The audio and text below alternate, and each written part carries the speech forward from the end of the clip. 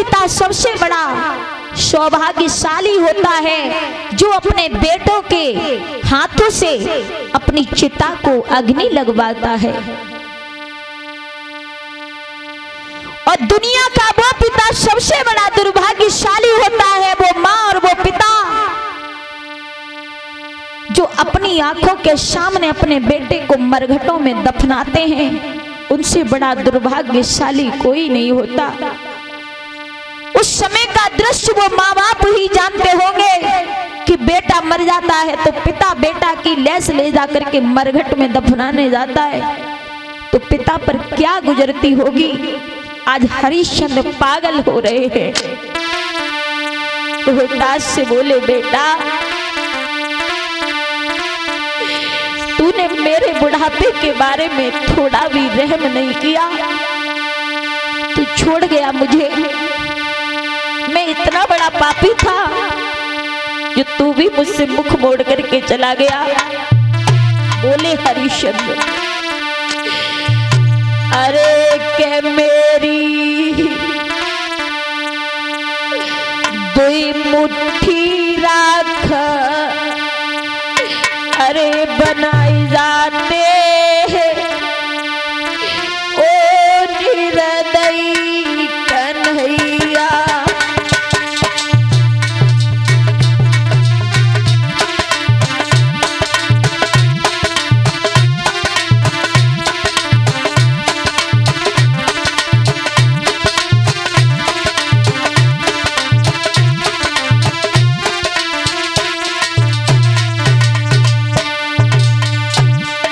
बेटा रोहतास कुछ तो बोलो लाल,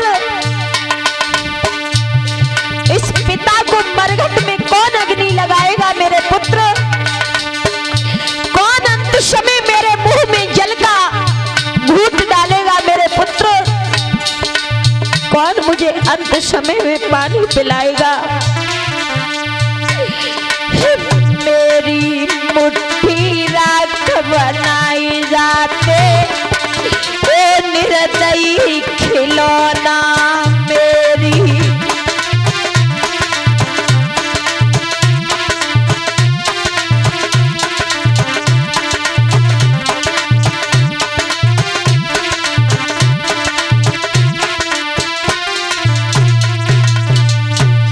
बेटा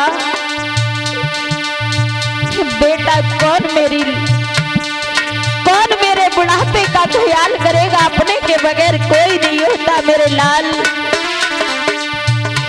अरे कौन बुढ़ापे की लकड़ी बनिए, कौन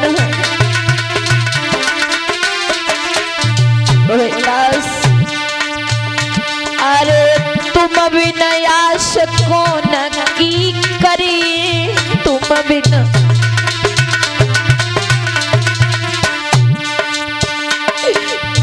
अरे के केवट नैया पार लगाई जाते ओ निर्दयी खिलौना बछरा।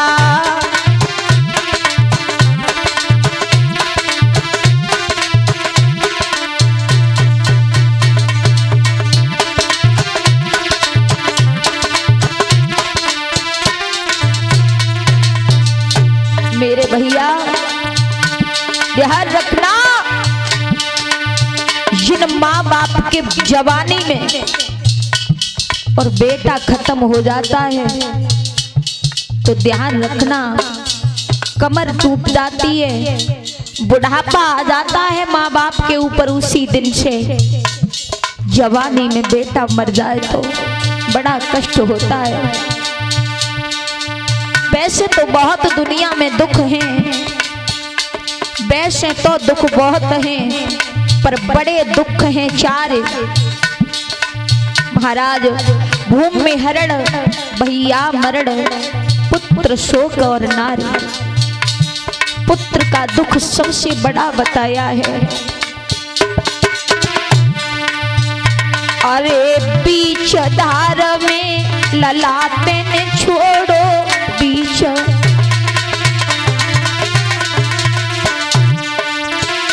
अरे काहे रूठी गो मुख को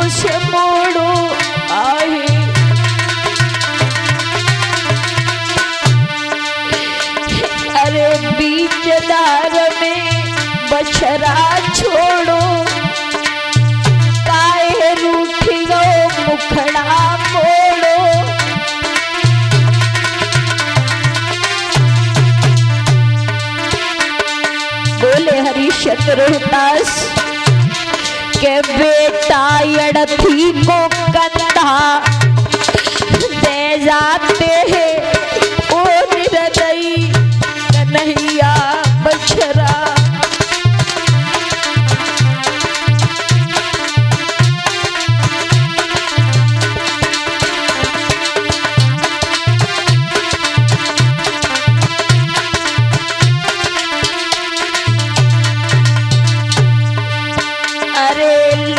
मेरी अड़थी को कंधा दे जाते हैं ओ निर्दयी कन्हैया बेटा।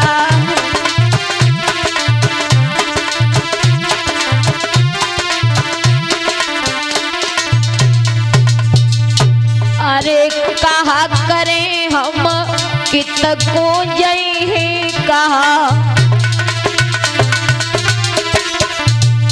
और बेटा किने हम दिल की बताइए बछरा।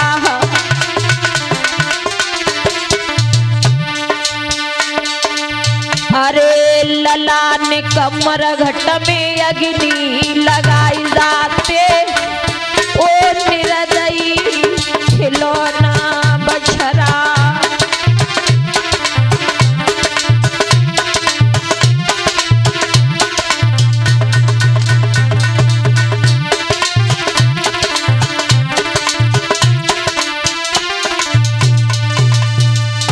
तरीका से हरिश्चंद्र रोए हैं महाराज।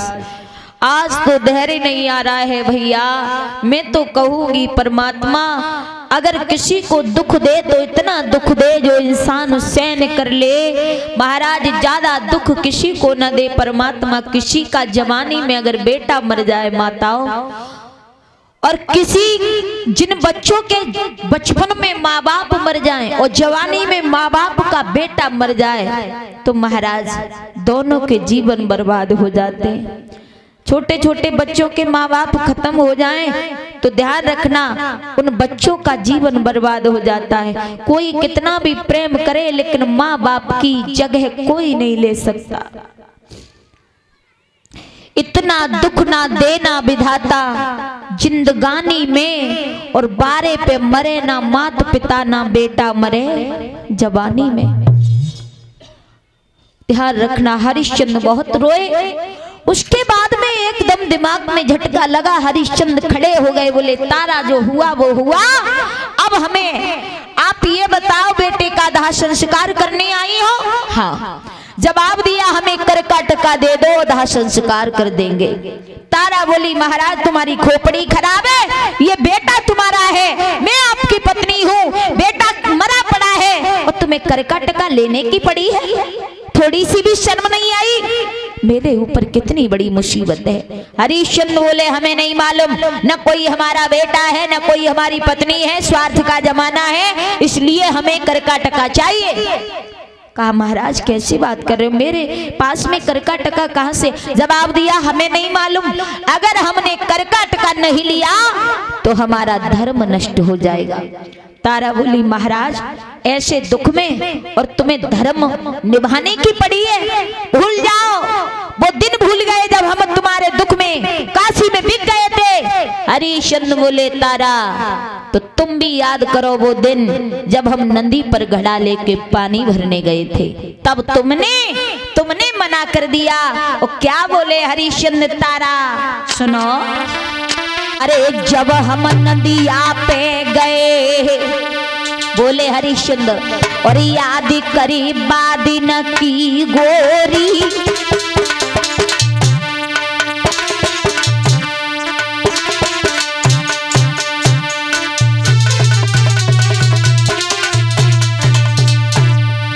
बोले हरिश्चंद्र अरे जब नदिया पे गए याद करी बादिन की गोरी, अरे नाई मेहतर की छुता गगरिया लाए थे कोरी, नाई मेहतर की छुता गगरिया लाए थे कोरी।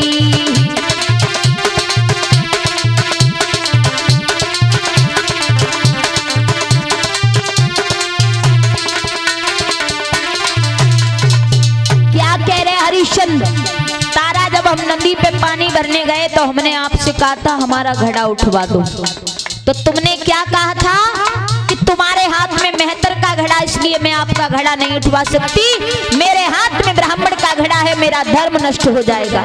तारा वो घड़ा मेहतर का छुआ हुआ नहीं था, वो घड़ा में लेकर के जो गया था, नया घड़ा लेके गया था, कोरा घड़ा लेके गया था। अरे जब नदिया पे गए याद करी बादिन की गोरी, अरे नाई मेहतर की छुटा गगरिया लाए तेरी कोरी, नाई मेहतर की छुटा गगरिया लाए थे कोरी।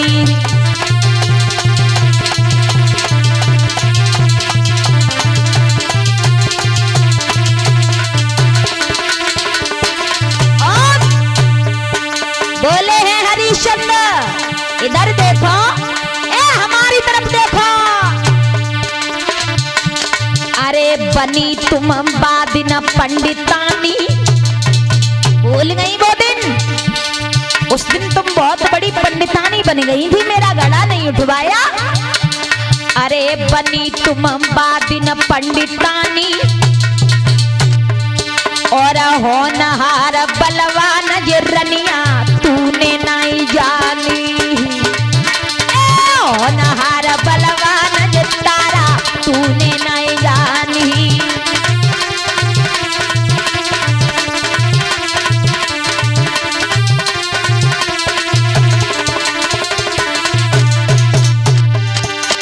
अरे करमगति तारे नहीं डरे, बोले हरिश्चंद्र, अरे कदम गति तारे नाई डरे,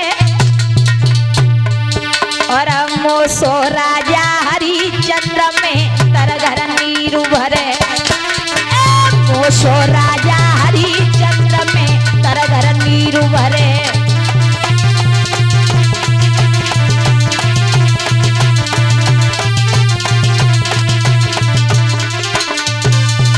हरिश्चंद्र बोले उस दिन बहुत बड़ी पंडितानी बनी थी, हमें कर का टका चाहिए, हमारा धर्म नष्ट हो जाएगा।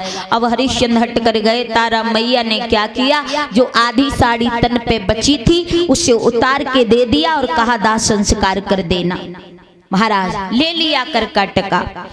अब महाराज तारा मैया वहां से आगे बढ़ गई, पहुंच गई काशी के बाहर एक मंदिर था, उस मंदिर के पास जाके लेट गई। महाराज विश्वामित्र को चैन नहीं पड़ा, क्या किया, काशी से 2-3 बच्चों को उठाया, मंदिर के पास उन बच्चों को काट काट के डाल दिया, और तारा बेहोश हो गई थी, नींद में, गहरी नींद में सो रही थी। क्यों? क्योंकि उसके ऊपर दुख बहुत था। इसलिए इंसान को दुख में या तो ज्यादा नींद आती है और या ज्यादा भूख लगती है।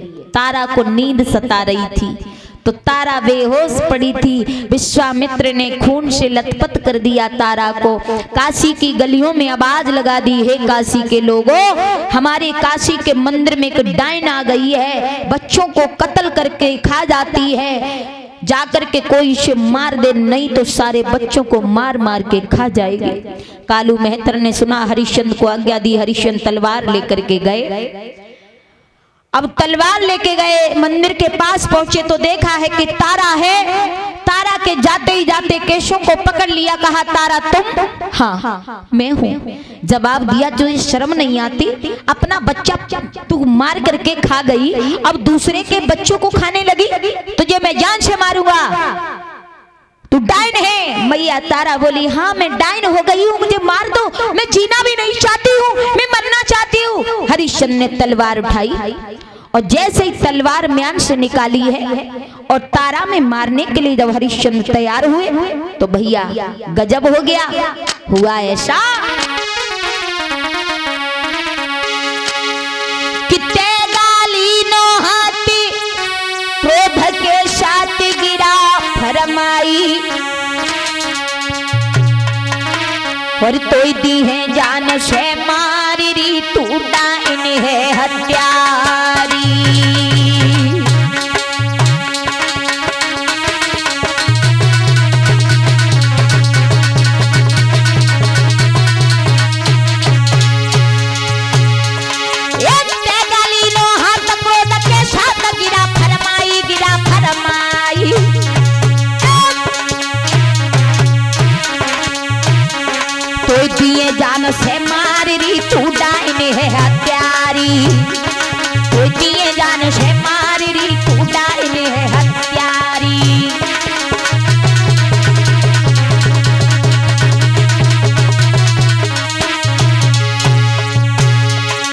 और जैसे ही तलवार निकाली उसी समय भैया विश्वामित्र ने देखा, बाजी वाह, मेरे खातिर एक पतिव्रता स्त्री आज मरने जा रही है।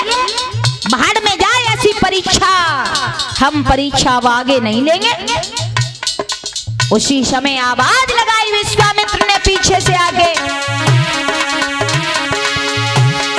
एक तब आवाज दई बाबा ने, पागल हुई गौ भूपा हमार, और जा है तेरी रानी तारा तेरी गई वो रानी।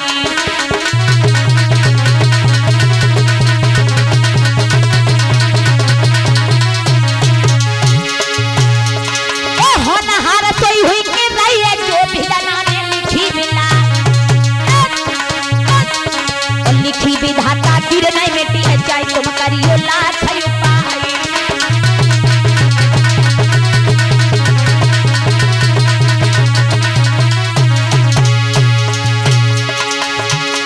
ये विपत्ति में विपत्ति, विपत्ति में विपत्ता, विपत्ति में मैं लंगर नहा दे जाए। और घर को भैया बात न पूछे, रिश्तेदार पीठ दे जाए।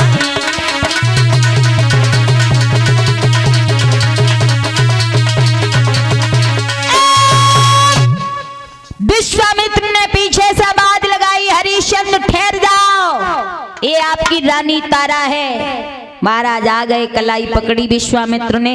हरिश्चंद्र ने पीछे को मुड़ के देखा तो वही बाबा खड़े हैं जिन्होंने सारा राजपाट ले लिया। जवाब दिया, आप यहाँ क्यों आए हो? चले जाओ यहाँ से, तुम्हारी ये सूरत हमें बिल्कुल भी पसंद नहीं है। पहले हमारा राजपाट ले लिया, अरे अब क्या हमारे प्राण लेने आए हो? चले जाओ। विश्वामित्र बोले, देखो नाराज नहीं हो, ज्यादा गर्मी नहीं पकड़ो, हाँ शांति से बात करो। अब हम तुम्हारा लेने कुछ नहीं आए, जो भी हुआ उसे भूल। विश्वामित्र बोले, कैसे भूल जाएं? हमें काशी के बीच बाजार में बेच दिया, तीनों प्राणी बिछुड़ गए, सब कुछ बर्बाद हो गया, और हमसे कह रहे हो भूल जाओ? चले जाओ, हमारी आंखों से ओझल हो जाओ। विश्वामित्र बोले, देखो जो भी था उसे भूल जाओ, और हमने जो भी तुम्हारा लिया था ये सच में नहीं लिया था। हमने जैसा आपका नाम सुना था आप तो वैसे ही राजा निकले, हमने तो केवल आपकी परीक्षा ली थी। हरिश्चंद्र बोले, ले अरे ऐसी भी परीक्षा क्या जो इंसान के प्राण चले जाए? हमें नहीं मालूम, यहाँ से चले जाओ। विश्वामित्र बोले, लीजिए अपना राजपाट, हम तुम्हारा राजपाट वापस कर रहे। हरिश्चंद्र बोले, राजपाट का भला करूंगा क्या? मेरा बेटा जो था, हम काशी से 3 प्राणी आए, एक मेरा बच्चा मर चुका, इस दुनिया से चला गया। विश्वामित्र बोले, नहीं, अपने बेटे को आवाज लगाओ। आज रोहितास को आवाज लगाई है, रोहितास हंसता खिलता हुआ दौड़ता आया है। तीनों प्राणी बड़ी हंसी खुशी के साथ में मिले हैं। प्रमाण मिलता है इस तरीका से विश्वामित्र ने हरिश्चंद्र का अवध का राज पुनः उन्हें वापस किया। और महाराज कहा कि जाइए महाराज, जब तक सूरज चांद सितारे रहेंगे तब तक लोग संसार में तुम्हारी गाथा गाते रहेंगे, सुनते और सुनाते रहेंगे।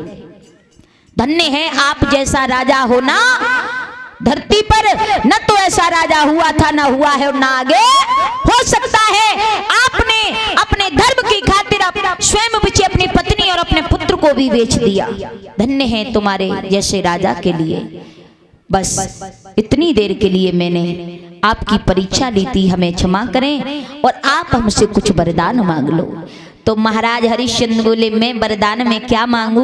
वरदान मांगे मेरी रानी तारा मांगे, जिसने अपने धर्म को पीठ नहीं दिखाई, बहुत कष्ट सहन किए। अब तारा से कहा तो तारा ने वरदान मांगो विश्वामित्र से। महाराज क्या मांगा?